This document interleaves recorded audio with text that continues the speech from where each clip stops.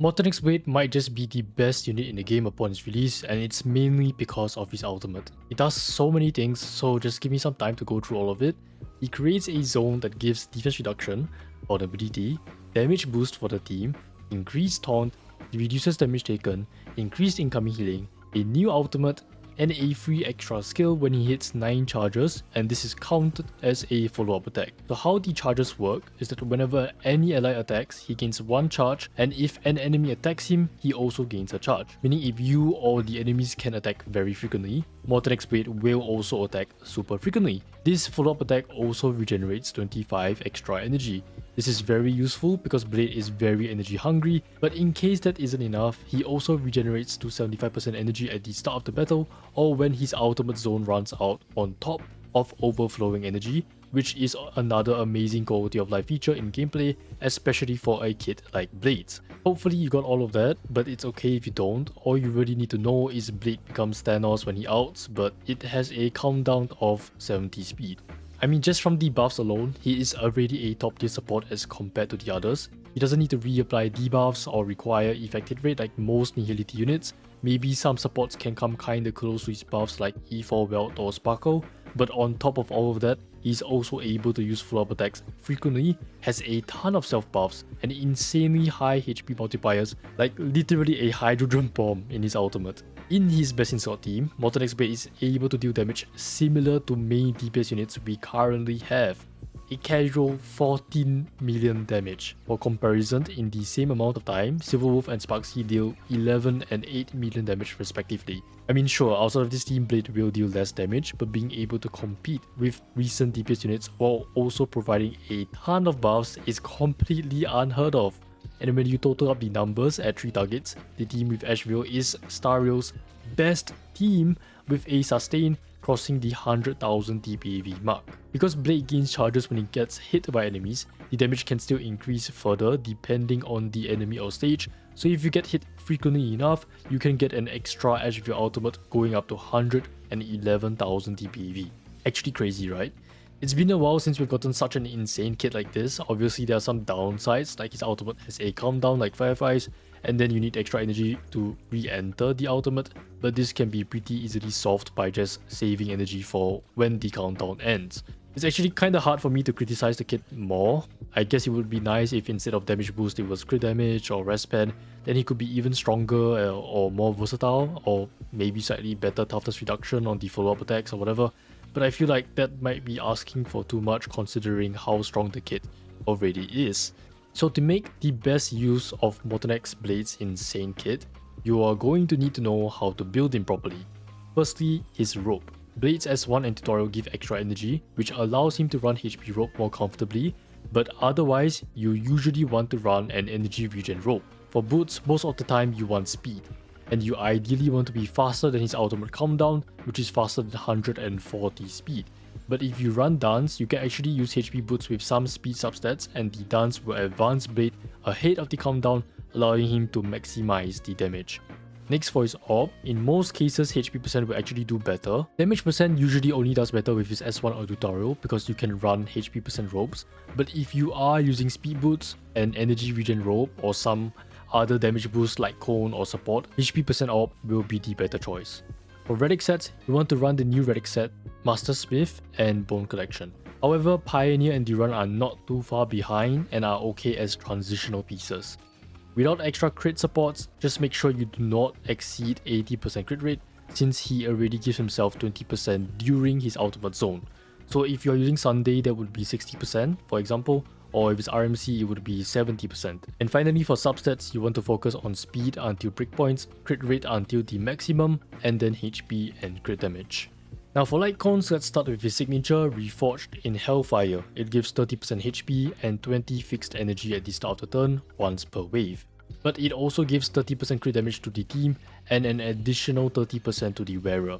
The most valuable part about this light cone is actually the energy, allowing him to use his second ultimate more frequently and also avoiding downtime in between ultimates.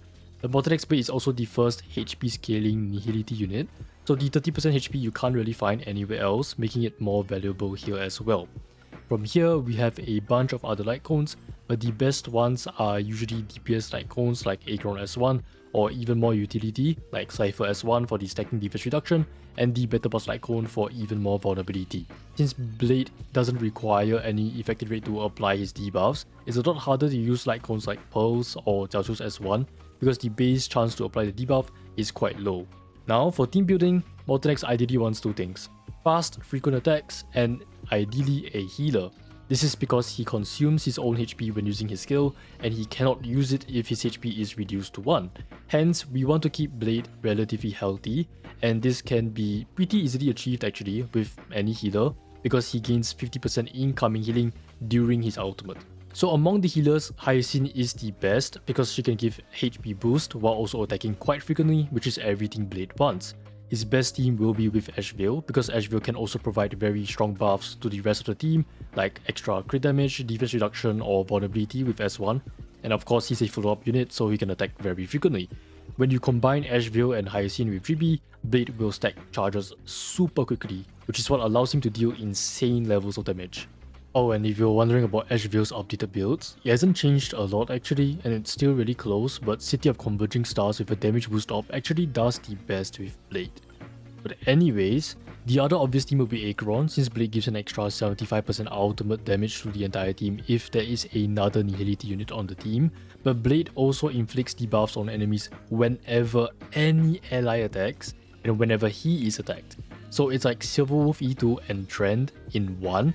So he stacks debuffs for Acheron incredibly fast, while at times out-damaging Acheron, which is why he is a massive upgrade over even E4 Welt with Tutorial. However, because his buffs are so strong and so versatile, he can pretty much be played with anyone. Archer, Saber, Evanesia, Yunli, Jingliu, even DOT, Jingyuan, Eglea, Anexa, Tiherta, Midday, technically even Casteris. Obviously, he won't be the best in slot in all of these teams, but he can still be used to great effect if you are missing a teammate. Naturally, due to his insane damage output, Mortenax Blade can also be played as a main DPS. I calculated a team with Sunday, and it still performed really well at 89,000 DPV at 3 targets. This is a big part of why I think he's so good. He's already so strong, but he's also incredibly versatile. Like I mentioned earlier, he's just not that great in Elation or Break teams due to his damage boost being wasted, but the supports in those teams are usually quite hard to replace anyway, so it's not really a big deal. Now finally, his Eidolons. E1 decreases the enemy's rest by 20%, so kinda like Welt's E4, but he can also delay the countdown by 15% after using his follow-up, making it much easier to maintain uptime on his ultimate. This is especially strong in Anomaly or Pure Fiction, but is still a pretty strong Eidolon in general. E2 now counts ultimates as follow-ups and increases the damage dealt by 75%, while also decreasing the charge from 9 to 7, allowing Blade to perform even more follow-up attacks. Since Ashvale also buffs follow-ups, his ultimate with its disgustingly high multipliers now hit even harder, increasing the DPV to almost 200,000 already. An absolutely insane Eidolon, one of the best in the entire game. E4 just gives the entire team an additional 50% damage boost, so a new total of 100%. And finally, E6 now counts extra charges when he takes damage or consumes HP, while also increasing the multiplier of his ultimate to 150% of the original. I didn't even calculate Hyacinth S1 in this by the way, and it's still 270% of E0, so if you do have Hyacinth S1, the value of his E6 increases even further, and he's already nearing 300k DPV at 3 targets, which is mind-boggling to me because Blade's scalings actually favor AoE more. So for E1 versus S1, I think in general E1 should give better value since S1's energy only works once per wave, but I could make do with S1 in most endgame content anyway. So yeah, if you're not too interested in Elation, I think Mortenax Blade is 100% the way to go. The buffs are insane, the raw damage is ridiculous, the vertical investment is out of this world.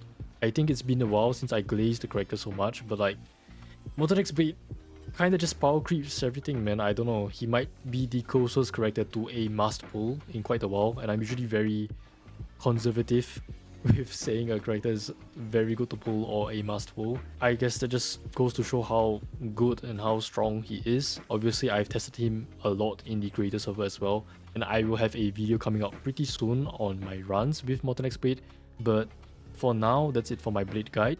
Thanks for watching, and see you.